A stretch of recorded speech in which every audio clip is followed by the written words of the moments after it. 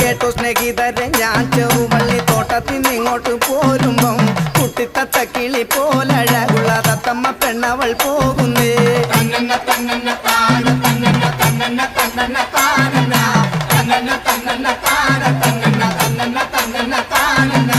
കണ്ടറിവുള്ളൊരു കാര്യമില്ലാതെ എങ്ങനൊരു വക ചോദിക്കും. കുട്ടന്മാർ ഭൂമിയിൽ കഷ്ടപ്പെടുന്നത് കണ്ടിനാൽ കണ്ടില്ലേ ദൈവമേ.